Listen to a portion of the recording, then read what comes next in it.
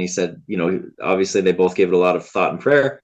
And they said, you know what, I think you're right. I think President Eisenhower is right. So kind of unprecedented, but my grandpa took kind of a leave of absence from the majority of his duties and responsibilities as an apostle of Jesus Christ and went and served the country as the Secretary of Agriculture in President Eisenhower's cabinet.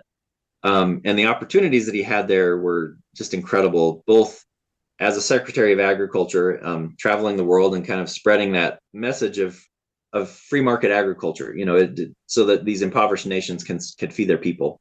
And also to kind of spread the gospel of Jesus Christ and just to meet with people and build relationships that would serve him and the church, for decades to come. But he absolutely adored our country.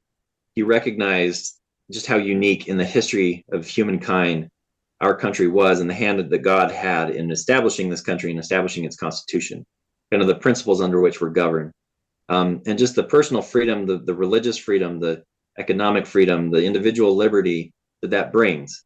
And so he was always a champion for the United States of America and for the principles that have made us what we are. And that definitely has trickled down through the generations, so that's very much the way my mom and my dad are, the way that they raised us, and kind of the principles that they instilled in us. And so that's huge. I mean, I'm sitting in my home office as I look over my desk here. I've got a picture of him on the wall, to always remind me of those principles, both from a faith perspective and from a service perspective, a national service perspective. And so, that's that legacy of love of country and love of, the Constitution and our freedom and our system of government. A lot of that kind of comes from my grandpa.